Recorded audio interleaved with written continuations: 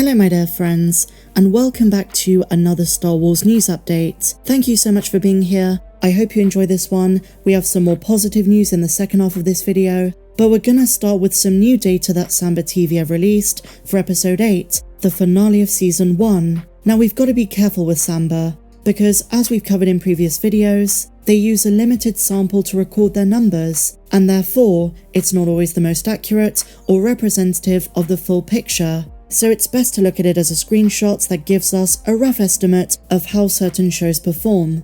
I should also disclaim that the last time Samba released data for Ahsoka near the start of season 1, Disney got in front of it early and gave their own figures, but that was views and not minutes watched or individual households and viewers, so there isn't a tell-all way to know how shows perform. Disney might do the same again to counteract this, but at the time of making this video, we do not have the Nielsen ratings for the last episode, nor has Disney or Lucasfilm provided numbers of their own. So what do these numbers show? Let us get to the nitty-gritty. According to Samba, Ahsoka's finale drew in 863,000 viewers in the USA in its first 6 days. This is a 28% drop since the premiere by Samba's own metrics, and a 42% decline compared to viewership on The Mandalorian's 3rd season. It does beat Andor's finale though by 46%, but let's be real, for a Star Wars series this ain't great. And even comparing apples to apples, by Samba's own data for the first episode, there is a big drop off over time, which is normal, but a massive drop off at the end for the finale. Now it is worth reiterating, Ahsoka appealed widely to fans of the animated shows, the Clone Wars and Rebels, and less so general audiences. And it's also worth stating, the number is likely to increase. This is just for the first week, and not indicative of any other countries either. But from this alone, it is symptomatic of a larger issue we've spoken about time and time again. The Disney Plus Star Wars audience has been on a downward trajectory. Let's just wait to see what Nielsen say, and Disney themselves. And it is really sad to see this statistic. I love staying positive when it comes to Star Wars news, especially as someone who absolutely adored the show. And I have mentioned this before, given the legacy of George Lucas, Star Wars as a franchise, is it time to reinvigorate the more casual, wider audiences with a good being the key word, Star Wars film? What do you guys think? And so now my dear friends, on to something more positive. We have a brand new look at some new Ahsoka concept art. And there is one piece which is rather spicy and juicy. It stirred up a lot of emotions regarding Sabine Wren. We're gonna come onto that in just a moment, but let's begin with one of the more mild ones. We see an iteration of Ahsoka at the Night Sister Temple fighting off the HKT7s. And there is something very Magna Guard-like to how the guards are drawn in this. I get Revenge of the Sith vibes. Ahsoka looks a bit more youthful, and they've blended Rosario Dawson's iteration with the Clone Wars version. Then we have a beautiful piece by Matt Alsop, Ahsoka and Anakin in the World Between Worlds. It's a more matted look, more ethereal and brighter in some places, but beautifully executed. You know, sometimes you have a disconnect between the concept art and the actual show.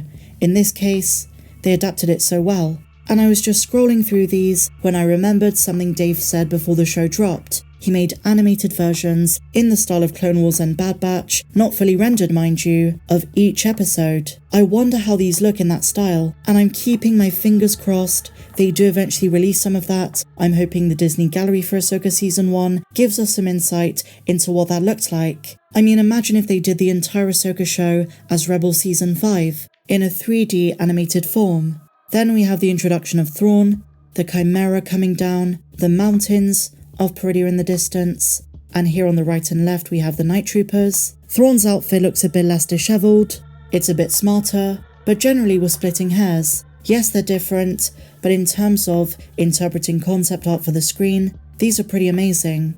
Next we have Ahsoka chilling on the table in the middle of the T6, Huyang in the distance. Then we have the Noti, which I don't know if you noticed, but they look very Gungan-like. And I remember thinking when one of them gives that hand signal during the battle with the bandits, it reminded me of the Battle of Naboo. There is something very Naboo-esque and Phantom Menace-y about that scene, and it's just in the face and eye areas, tiny Gungans with shells. Maybe I'm overthinking it, they're more turtle and crab-like, and of course a very different kind of species and way shorter, but just some design similarities with their heads. And so finally, Do you spot it?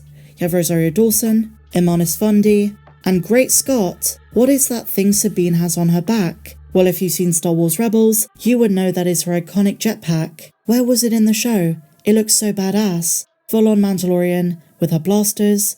Now I do think there is a logistical reason, rather than something plot-based. Sabine in the Rebels epilogue does not have it there, and so for the sake of continuity, and of course budget, they may have omitted it in live action too.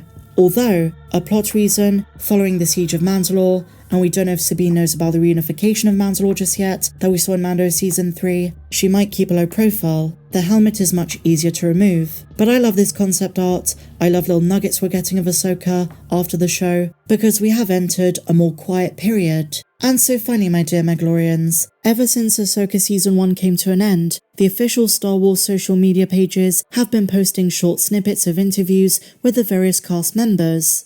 Most recently, they posted one of Ariana Greenblatt, who of course played young Ahsoka in the Clone Wars flashbacks, and I was kind of blown away with what she said. The maturity in which she is able to understand the more complex aspects of her craft at such a young age, notably learning various lessons from others on set, those more experienced than her. In a way, she is a true Jedi. Furthermore, just like some of her other cast members like Hayden Christensen, she admits that in preparation, she watched various episodes of the Clone Wars and Star Wars Rebels. But she also posits one of the biggest things she wanted to achieve was to really replicate a younger version of Rosario's depiction. I don't know if you remember this, but after episode 5 aired, she admitted on social media she had conversations, and it could have just been with family and friends, but you never know, it could have been with the likes of Hayden Christensen about doing more live-action Clone Wars stuff, maybe an entire series, a mini-series, or a movie, delving into the darker aspects of the war, or certain battles they didn't explore in the 7-season show, the animated show. I mentioned this in a separate video, but there is always the possibility they can draw upon some Legends Clone Wars material as well. There were tons of books and comics back in the day.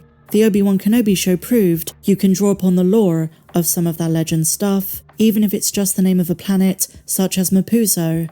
But there is some credibility to the statement that a live-action version of the Clone Wars, whatever form that takes, does expand the universe and our understanding of this enormously important time period.